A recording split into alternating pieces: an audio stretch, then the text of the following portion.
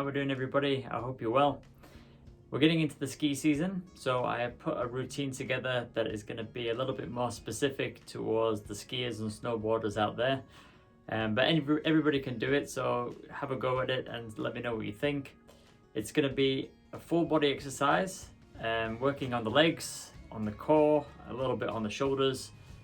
You don't need to use any equipment, even though in some of them I have used a slam ball, like a heavy medicine ball, but it's not necessary unless you have one.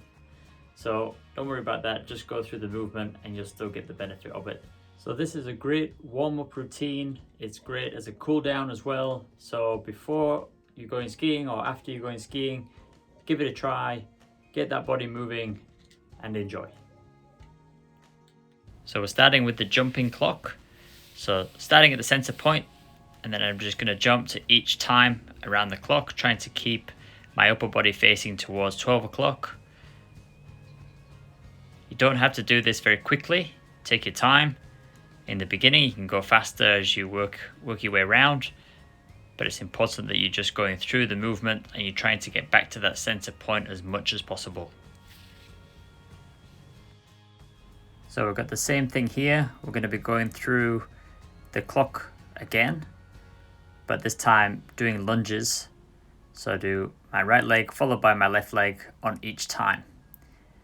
Now my body is going to be turning this time as well, so pointing my body towards each time on the clock and just trying to keep that core strong and just going as fast as you can. Really don't need to go super fast. This is more about trying to keep a good form rather than doing it as fast as possible.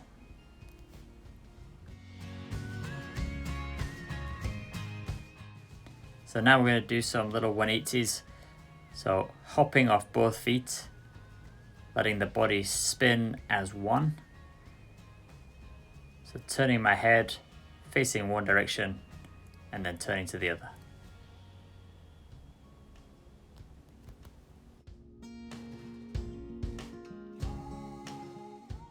Now I'm going to do the same, but I'm going to try and keep my body facing towards one point.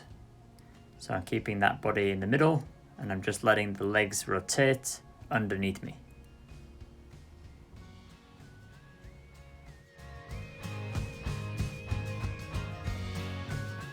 So now we're moving into a horizontal chop, a little bit more advanced this one.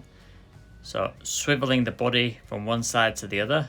So rotation movement.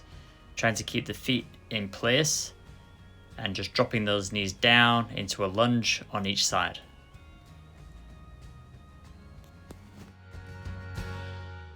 So now we're moving on to the slam. I don't have a slam ball in this one, I'm just going through the movement. So you can do this one, it works everything just as well. So trying to keep the feet flat on the ground, powering my body down towards the ground. So with the slam ball, I'm going to slam that ball hard into the ground, pick it up, keep slamming it down. This will be firing up everything. So the legs, the core, the shoulders, absolutely everything. It's important to try to keep the feet flat. Don't be bouncing up on your toes or rolling on your heels. Try and keep those feet as flat as possible.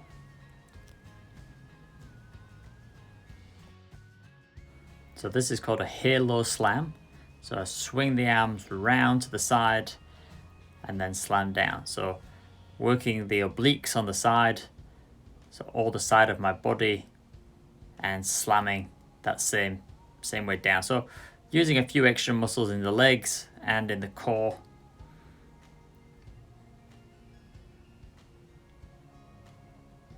Now I'm going to add with the slam ball. Take care as you're doing this, make sure the slam ball is not too heavy. Yeah, otherwise you might pull the side of your body a little bit too much. But this is a really good one for firing up each side one at a time. So the last movement here is the most advanced.